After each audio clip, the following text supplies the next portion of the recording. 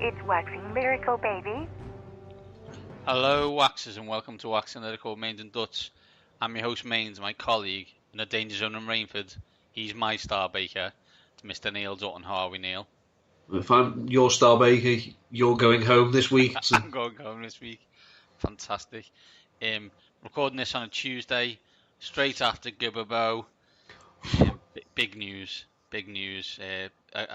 A woman who's named after a shout you do in five-a-side footy has just gone out. It must come as a relief to everyone else in the tent because obviously everyone, whenever they say a name, they must think they're about to get absolutely cleaned out. Manon! Yeah. Suddenly forgetting your bacon and doing Cruyff turns in the middle of the tent it's not going to catch Hollywood or Prue's eye. Like. It's not. Enough go about because we might spoil it for Ray. Because he won't get it until he gets catch up on Netflix. So this week 7, Dutton, heading towards that middle of the season, and eventually we might find out if more than 3 teams are good. Usual stuff. We're gonna plug into the mains first of all. Two stories this week that catch my eye. Then obviously Dutton's fancy darlings and fancy loser, and then we'll wrap this bad boy up with DFS teams of the week. Sound good to you? Sounds like a treat for all 5 senses. Exactly. Let's plug into the mains with story 1, Dutton.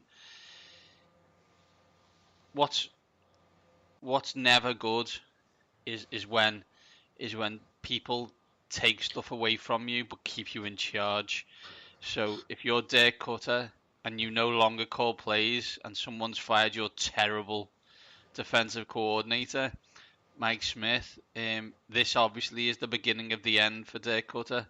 The question obviously becomes is, not only is it the end for Dirk, is it the end for the quarterbacks?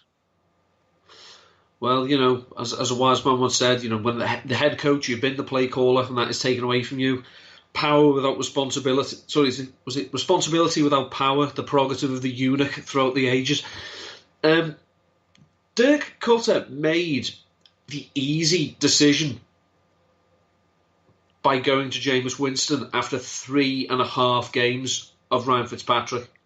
I say the easy decision because it was the easy one to say, he's Jameis Winston, he's the first round pick, blah, blah, blah, blah. Ryan Fitzpatrick was playing quite well. He just had a bad half, but so did the whole team. Now, I'm not saying that all the troubles are on Jameis Winston because he doesn't play cornerback. He's not a pass rusher, and he's certainly not a middle linebacker. But this is not a very good team. It's got talented pieces on offense, certainly, but defense is atrocious. The personnel is not what we thought it would be. I think we thought it would be better than advertised. Mike Smith was an absolute joke. Just looked overmatched. How many games did they play? They played 5. So 30. In 37 games as defensive coordinator, the Bucs gave up 400 yards 20 times. So, I said, ultimately, I know players play, coaches coach, but there's got to be a pattern there. I'm surprised. I would not be stunned if Dirk Cutter did not last the season. What they do with the quarterback moving forward, I don't know, because I can't put my hand on the heart and say, honestly, Jameis Winston has convinced me that he could be trusted with a $25 million a year contract moving forward.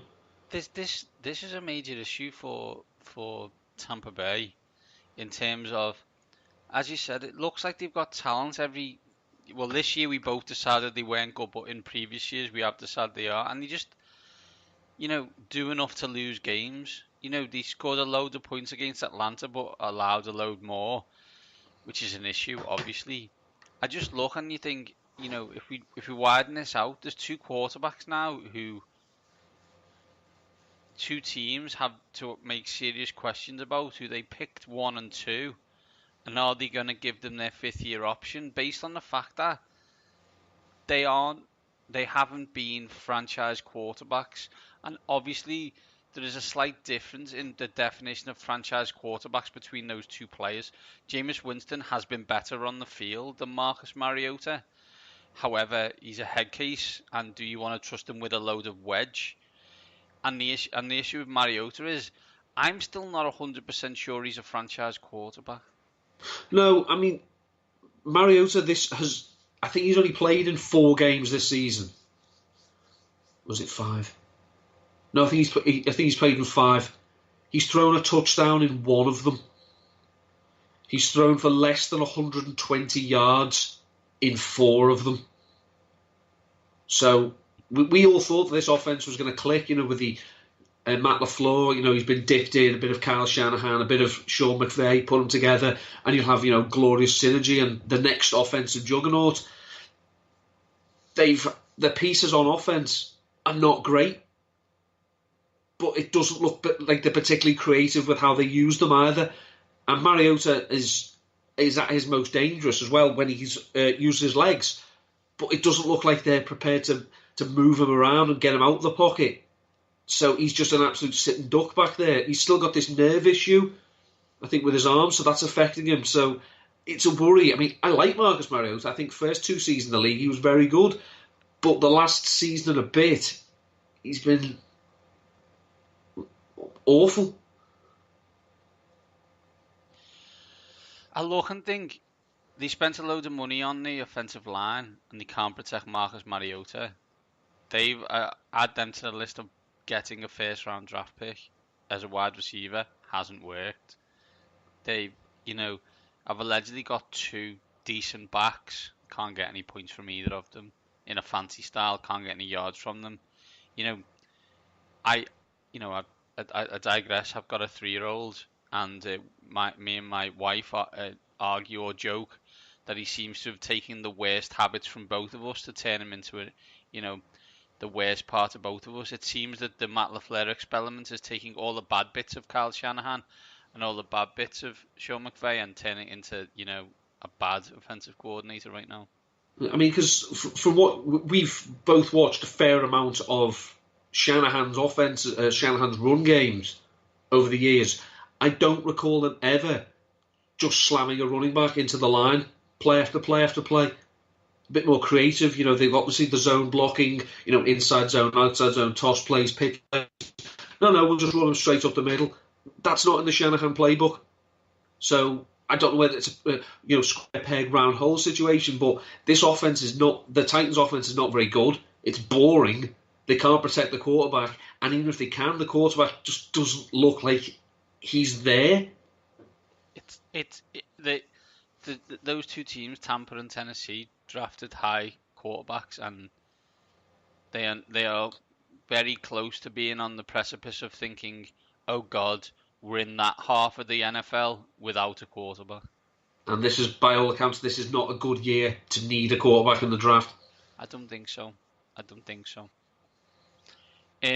Neil, onto plugged into the main story too, and it's a simple one really. Oh look, guess who the best team in the AFC are again? Rinse, repeat from 2004 onwards. But they're not blowing teams away. They're not, this is not an offensive juggernaut. They're very good on offense, don't be wrong, but there are holes there. Tom Brady isn't being as careful with the ball. Sometimes there's a few dodgy passes. Also, as well, this may have just been game script dependent for the Chiefs. They ran the ball an awful lot more than they passed on occasion. The whole drives where they were just saying, no, we're just going to pound Sony Michel. And they were 24-9 up at the half. And they ended up needing a last-minute field goal to win. Now, I don't know, does that say more about the Patriots' defense or does it say more about Patrick Mahomes? I don't know.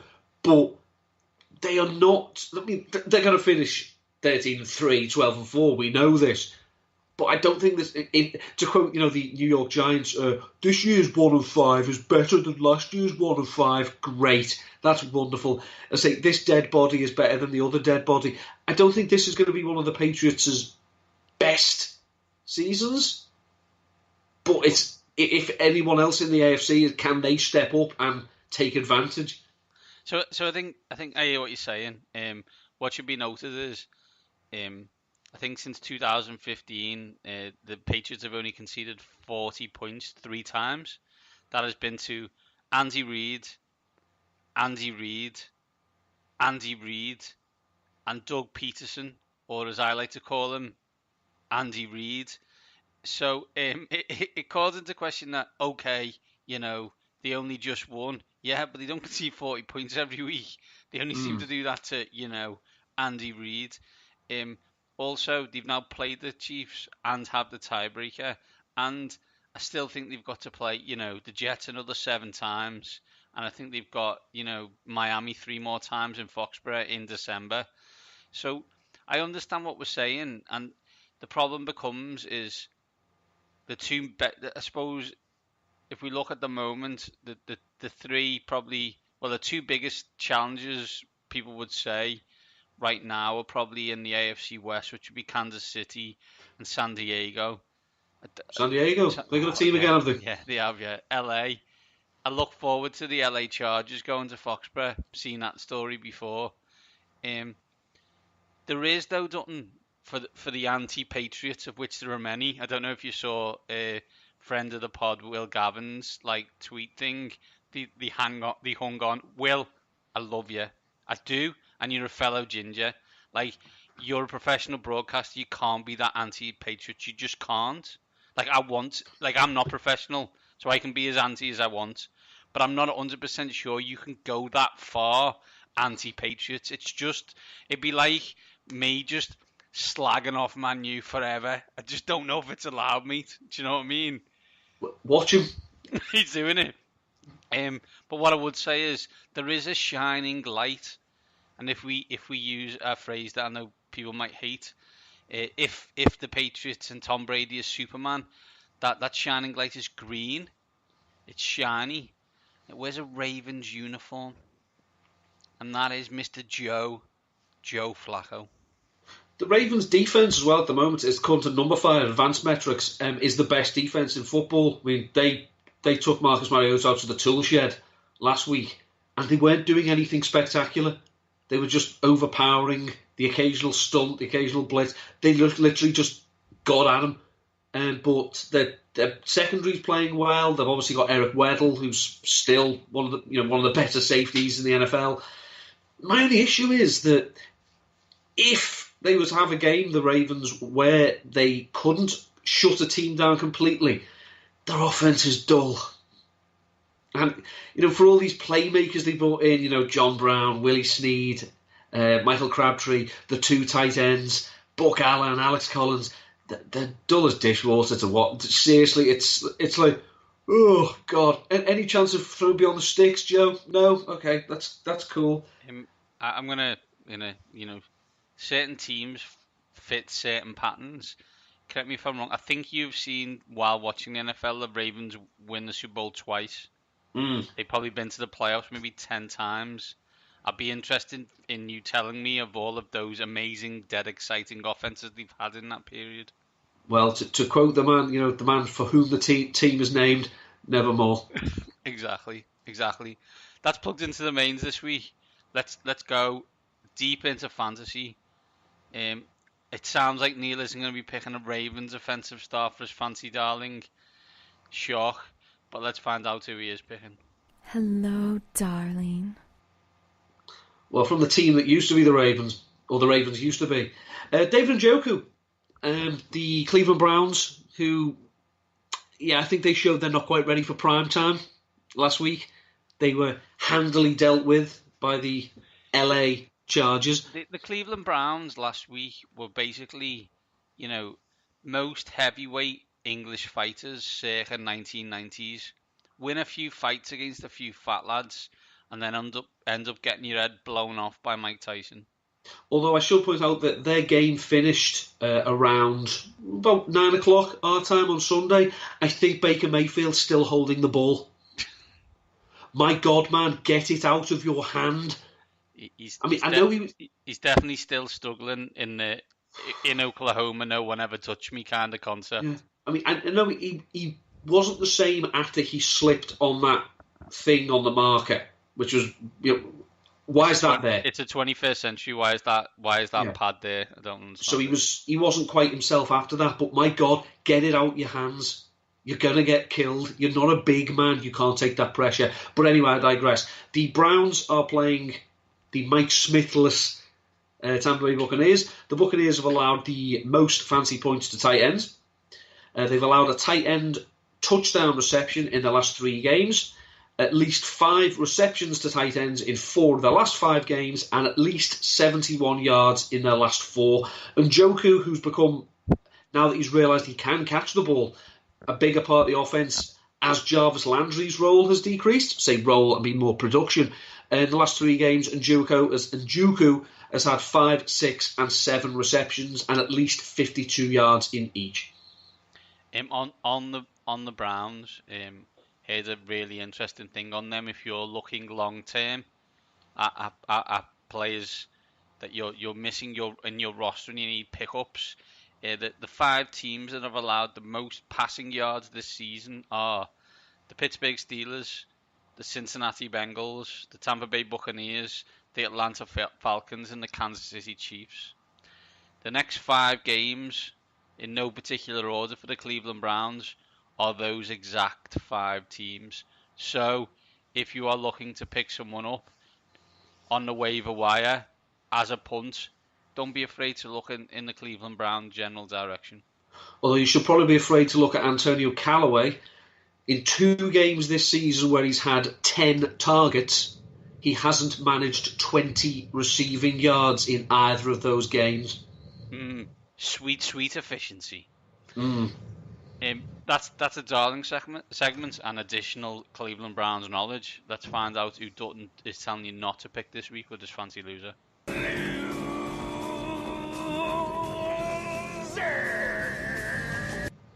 Fancy loser this week is Greg Olsen. Surprisingly returned last week from his 3 times broken foot, I think now. He got 4 for 48 against Washington, who are quite generous to tight ends. Always. I think would be fair. The Eagles are not generous to tight ends. They've allowed more than 46 receiving yards to touchdowns in 1 game this season, and only 1 touchdown so far this season. The way to attack the Eagles, as we know, is not through the middle; it's to go after the corners. They're in the top 10 in terms of fancy points allowed to wide receivers, but they are right near the bottom in terms of fancy points allowed to tight ends. So, plus, as I say, Olsen's not been great for 2 years. I know he wasn't fit last year, but the games he played, he wasn't too good. Plus, I still think if he's already come back too soon from that foot injury and got hurt again last year, I think he's come back too soon again. I'm not a doctor, don't worry. I'd hate to shock anyone, but what's to stop it happening again? He's not 22. He's not a young man now, so he's likely to get injured again. Absolutely, Neil. I was shocked that he was back. It almost felt like they were rushing him back for something that I wasn't 100% sure they needed, if you know what I mean. Like, I think they could have won, although they lost, which I absolutely predicted last week. You did? Because Washington are ridiculous. Do you want to know how ridiculous Washington are, ladies and gentlemen? If you love mediocrity, in their last 57 games, Washington are 28-1.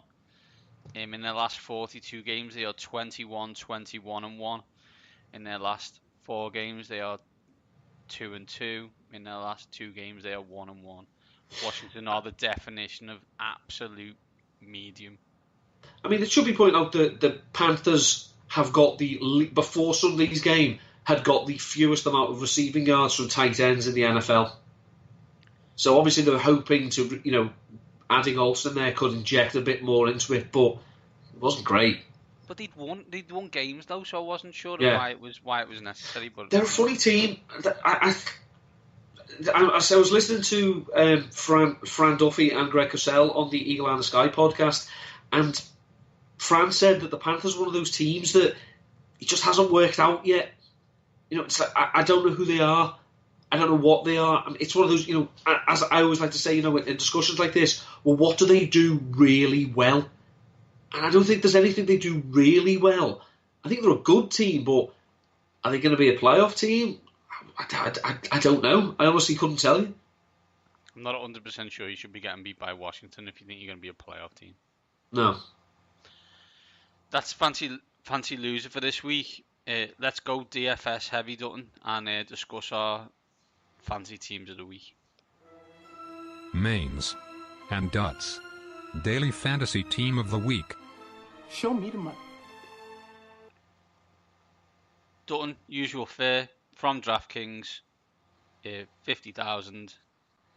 Quarterback, 2 running backs, 3 wide receivers, tight end, flex, and defense and special teams. Who's your quarterback this week? Quarterback is the same as I had last week. Baker Mayfield, Cleveland Browns at the Tampa Bay Buccaneers, 5,800. Buccaneers allowing the most fancy bunch to quarterbacks.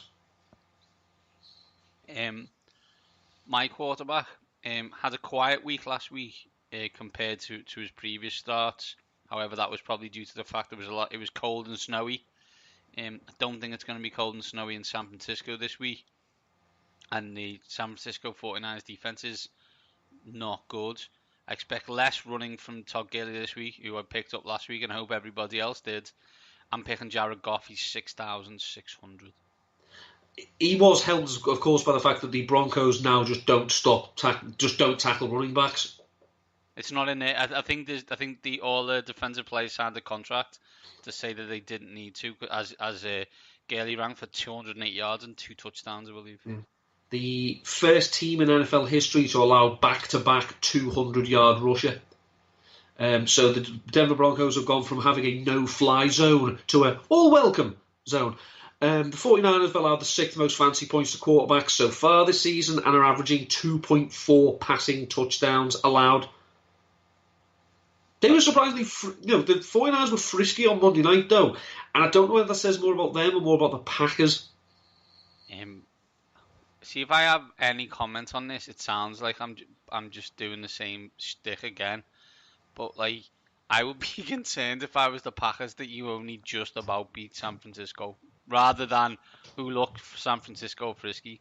Someone put pictures on Twitter. It was here are the throws on third down that Tom Brady has to make, and it showed Rob Gronkowski in one shot and Julian Edelman another, and there's not another defender within 4 yards of them. These are the throws that Aaron Rodgers has to make, and literally he's got people climbing all over receivers. It's what you said. What would he do in this? What would Aaron Rodgers do in a Josh McDaniels offense? 7,000 yards, and he'd never get hit either. He wouldn't get hit, no. Neil, who's your running back one? Running back one again. I think I had him last week as well. No, I didn't. Yeah, I did. Sorry, Joe Mixon, 7,600. Bengals are playing the Kansas City Chiefs. Chiefs are allowing the most fancy points to running backs this season. Mixon has had at least 15 touches in every game this season, and he's got an 82% opportunity share. That means he gets 82% of the team's rush attempts and running back targets when he's healthy, and that's the 5th highest among running backs this season. I love the concept of an opportunity share. So that is courtesy of Player Profiler. I'm going to be brutally honest for my running back one. Is it me saying that I'm really bad at fancy this year and spoiling this guy? Maybe. Do I care? Not really. Is there some actual physical logic to it? Yes. As the team that this guy is playing can't stop the run. Never have really been able to.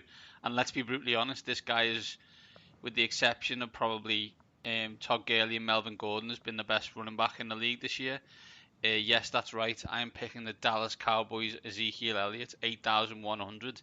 He is on the road against their bitterest rivals, the Washington semi-professional football team. Yeah, James Connor's on the phone. He'd like a word. Elliott has 100 plus rushing yards in 3 of his last 4 games.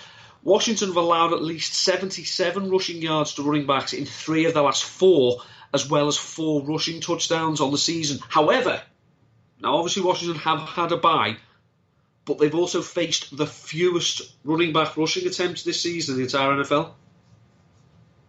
Hashtag beat Dallas. Who's your running back to, Neil?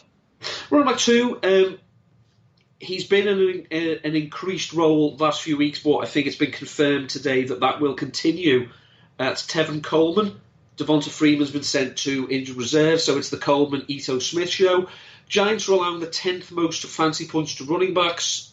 This season, Coleman is averaging 11.8 carries and 2.7 receptions per game. So while it is something of a share, he is technically the lead partner. So 5,100. I don't think it'll be terrible. My running back 2 had a tremendously interesting game last week. What many thought would have culminated with a fumble on the less than inch line for his team. However, his coach went back to him after they got the ball back in overtime to run a few more plays. That's Kenyon Drake. He's 4,900. He is sharing a lot of time with Frank Gore. That is fair. However, I do expect him to get a lot of touches against Detroit. And given the fact the way I'd spread the money out, 4,900 for Kenyon Drake seemed like good value. Yeah, the Lions have allowed the 3rd most fancy points to running backs so far this season, but the committee does worry me. Drake did have 13 carries last week. Frank Gore had 15. So it's a question. I think if you think the Dolphins are going to win, I think that benefits Gore. But if you think it's going to be a closer game, a bit more of a shootout, then I think Drake could return value. But this one, obviously, I can see your team and I know where your resource been allocated. But this is It is a gamble for me. It is a gamble, definitely. And I think we just need to take a moment to throw up our University of Miami signs to Frank Gore, who is not aging. No, he'll outlive us all. He's unreal. He played on the 2001 Miami Hurricanes team that won the national title. Do you know what he did in that team? That's right. He returned punts. Neil, who's your wide receiver 1? Now, I'm taking advantage of an aggressive price decrease on behalf of DraftKings for this one. Because I've gone for DeAndre Hopkins, 6,900, the 13th most expensive wide receiver according to DraftKings this week. Now I know why they're doing this, because they're playing the Houston Texans, are playing the Jacksonville Jaguars, and the Jaguars have allowed the fewest fancy points per game to wide receivers. However, last week on only 21 routes, DeAndre Hopkins had 5 receptions, 63 yards and a touchdown against Tre'Davious White for the Bills. Now, White allows 3.3 receptions and 33.5 yards per game. This week, Hopkins is likely to go up against Jalen Ramsey. Ramsey allows 3.8 receptions per game and 38.5 yards.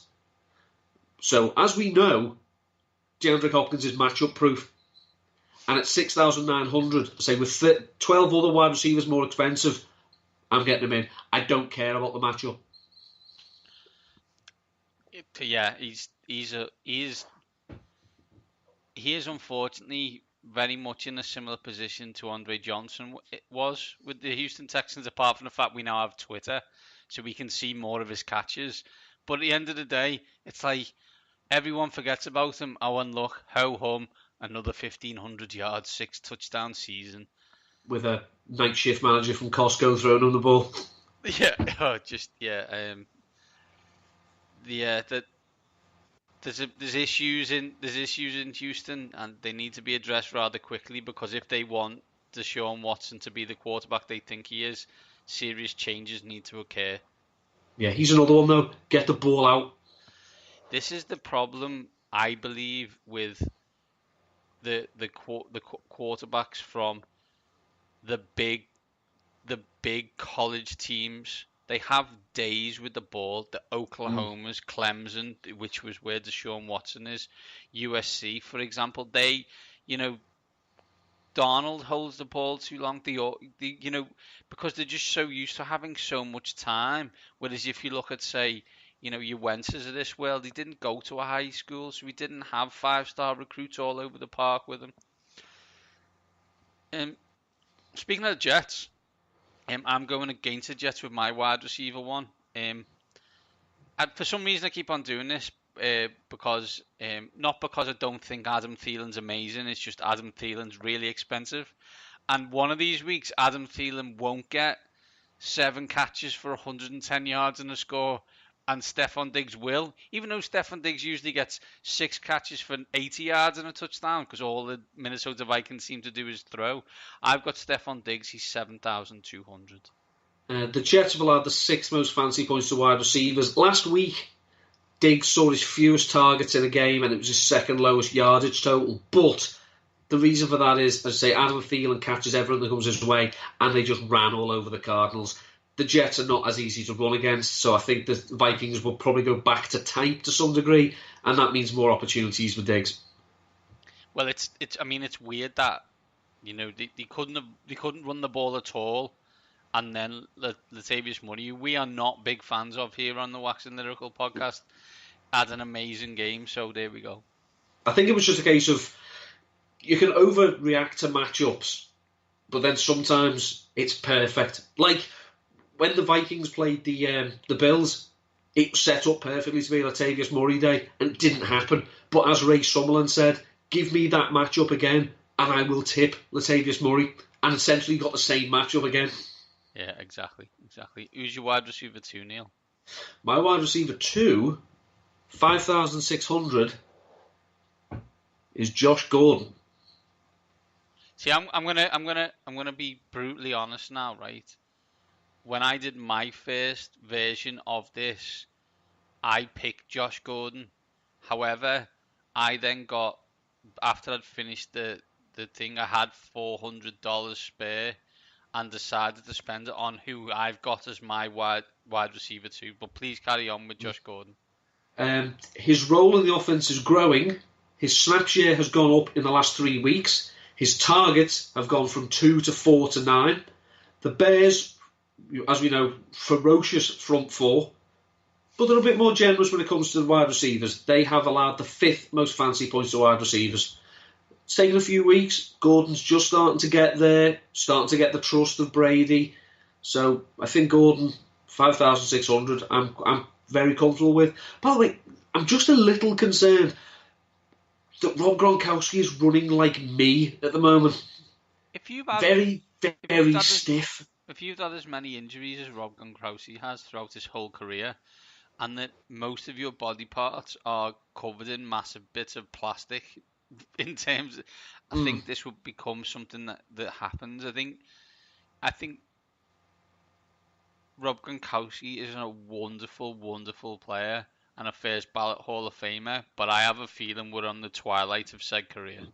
Do you know another scary fact about Gronkowski? He has had one of the Patriots' 28 red zone targets this season. That's Julio Jones-esque.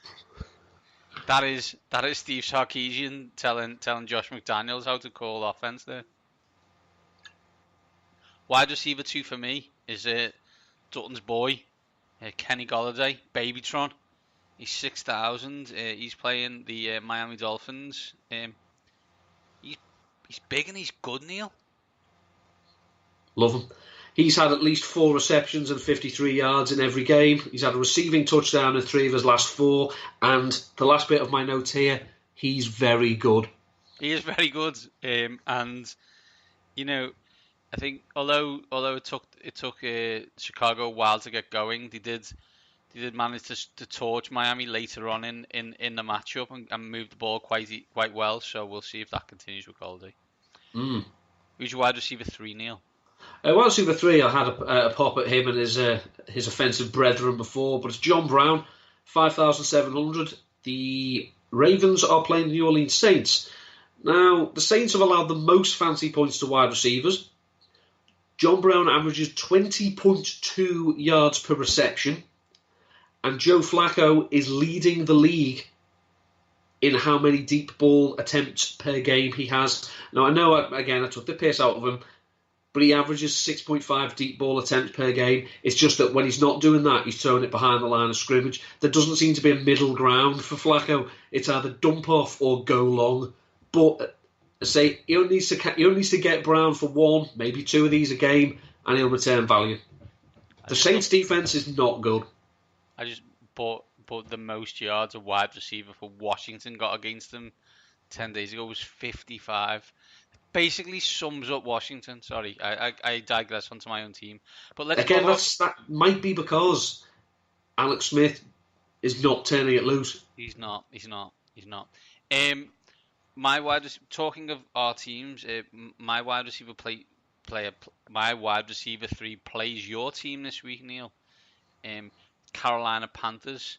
It's Devin Funchess. We've made fun of him in the past over the years, but he is the go-to receiver for Cam Newton now, and I think he may be up against Jalen Mills. Now, if we were able to use text message to the 20 people who listen to the show, we would send them all a text message of a piece of burnt toast, which we've used for Jalen Mills for the past 5 years. Funchess has had at least 4 receptions in every game since week 2 and at least 53 yards in each game. And as we've alluded, the Eagles have allowed the 7th most fantasy points to wide receivers.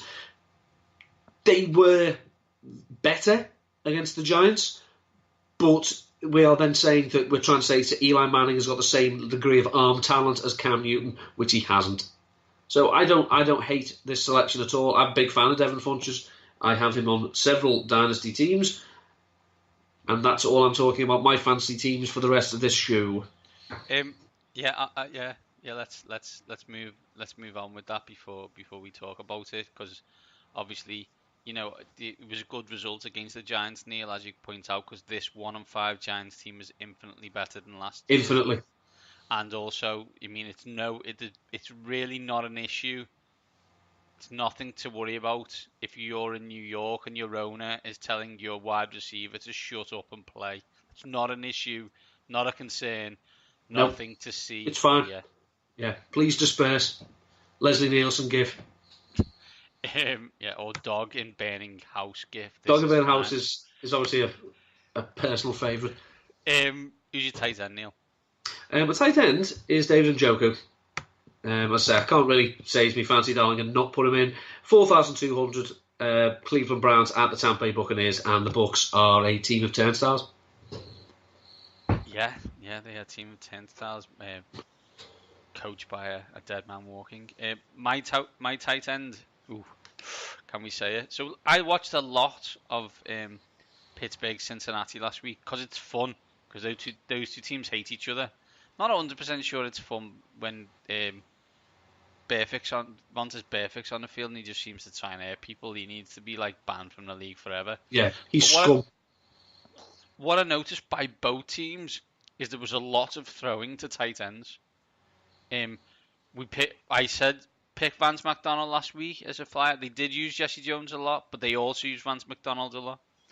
However, the Cincinnati Bengals kept on throwing to, and I can't do any Iron Eagle voice, to CJ Uzoma. And he is my tight end pick this week at 3,400. Well, I say the Chiefs have allowed the 3rd most fancy points this season to tight ends. Uzoma had 7 targets for 6 receptions and 54 yards last week, behind only AJ Green and Tyler Boyd. He's also probably the only tight end the Bengals have whose first name isn't Tyler. So he's different that way. And it showed that I think he was emerging as their go-to tight end now they'd lost Eifert before Tyler Croft got hurt. So this is not a terrible pick at all. Say it's good value, and tight end being what it is at present, if they're walking, they're in. Correct, absolutely, Neil. Who's your flex option? Devin Funchess. Nice. Hashtag burn toast. My flex option, former Philadelphia Eagles and basically the only person with any talent on offense in Buffalo at the moment. It's LaShawn McCoy. They're playing the Indianapolis Colts, who, if we talk about defense, can't stop anyone at the moment. Really not. And we're really meeting the opposite of what Gorilla Monsoon would say in for SummerSlam in 1998. We're going to meet the resistible force against the movable object here of the Bills' offense against the Colts' defense. I expect McCoy to get a lot of touches, and he will score points. 5,600. He had 16 rush attempts for 73 yards and 3 receptions for 21 yards against the Texans last week. The Texans' defense is obviously vastly superior to that of the Colts. Incidentally, I hope the word "for" Eagle remains. Absolutely. The Colts have allowed at least 80 rushing yards to running backs in their last 4 games, as well as 41 receptions to running backs this season. My only issue is that Josh Allen is not going to be playing. And they're going to be, essentially, it looks like it's going to be Nathan Peterman. I want no part of any players in a Nathan Peterman-led offense for reasons we will get to when I name my defense. See, I'm gonna let you in on a little secret. It's Derek Anderson time. But has he had enough time to learn the complexities of the Bills to their play? Oh, that's right, it's a colouring book. Well, all his job is to be better than Nathan Peterman is. If they're will they be in white or blue? They'll probably be in blue, right? So we're in the blue top, Derek. Throw it to the lads in the blue. For some reason, Nathan would have thrown it to the lads in the white. We're not in white this week, Nathan. It's a concern. Neil, tell me who your defense is, please. Indianapolis Colts. Right. Indianapolis Colts, 3,300. The Bills have allowed the most fantasy points to opposing defenses this year. They've allowed multiple sacks in 5 of 6 games, multiple interceptions in 4 of 6 games. Of all the quarterbacks since the merger, with at least 75 pass attempts, Nathan Peterman's interception rate of 11.39 is the 3rd highest. Of all the quarterbacks since 1970, with at least 75 career pass attempts, Nathan Peterman throws his interceptions at the 3rd highest rate. Do you know the thing that I find most amazing about that? That they let him throw it? No, that there's 2 worse people at throwing interceptions, or 2 people better at throwing interceptions than Nathan Peterman. Because when I watch Nathan Peterman, he looks like an interception throwing savant. He's like a jugs machine. I should point out that the 2 people ahead of him played in the 1970s. Okay, it's probably. The Colts average 1 interception a game and are tied for 3rd in the NFL with 19 sacks. Nice. My defense and special teams is playing the Tennessee Titans, who gave up 11 sacks last week. So let's say, for example, the Titans get 50% better on the offensive line. Cool. That means the LA Chargers will only get 5 sacks. 2,900. That's what's known as value, ladies and gentlemen. The Chargers have had 8 sacks in their last 2 games and multiple interceptions in 3 out of their last 5. As I mentioned before, Marcus Mariota has passed for 129 yards or less in 4 of 5 games and has thrown a touchdown pass in 1. How did the Eagles lose to them? You're going to seriously, the Buccaneers game, when I look back, is a 2 big plays, ultimately we did well. No, someone's going to literally have to walk me through how the Eagles lost to the Titans. Dutton, Washington. Last week, the Jets scored 8 bajillion points against the Indianapolis Colts, and we never got beat by them, and then you beat them. Like, what the F? This league is insane. You see, that was at that stat that friend Challoner points out, that 19 out of 32 teams are at 500 or worse. Yeah, welcome to this year's NFL. Let's wrap this up, Neil, and give everybody a quick breakdown. Who's your quarterback? Baker Mayfield. I've got Jared Goff. Who's your running back 1? Joe Mixon. Mine is Ezekiel Elliott. On an unrelated note, #beat Dallas. Running back 2. Tevin Coleman. I've got Kenyon Drake, wide receiver 1. DeAndre Hopkins, I've got Stephon Diggs, wide receiver 2. Josh Gordon, I've got Babytron, wide receiver 3. John Brown. I've got Devin Funchess. My God, Tight- my receiving core was awesome in 2014 as well. Amazing. Tight end, David Njoku, got CJ Uzoma, Uzoma, in it. Flex, Devin Funchess, I've got LaShawn McCoy, and defense and special teams, the Indianapolis Colts. I've got the LA Chargers. Neil, where can people read and listen to you this week, please? We'll read at this point. By the time you listen to this, the only thing I've actually done is my 5 weekly stats for Numberfire. So go to numberfire.com, check that out. Hopefully, I'll have my normal game level similarity projections for quarterbacks and tight ends out. Hopefully by Wednesday, and I'll have my wide receiver usage report. And hopefully, again, I'll be back on with Nat on Sunday on TalkSport 2 from 5:30. I am at Mainz7 combined. We are at Waxing Lyrical. At waxing_lyrical. At Waxing_Lyrical. I don't even know what it is. It's Tuesday. We're early. Last week was Friday. It's almost like we're talking too much. Regular spot, probably Tuesday. You guys get it on Wednesday. Be ready for it. We're going to give you some Gubabo hot takes. There's only one thing for me to say, Neil, before we wrap this show up. That's beat Dallas. These top guys are out.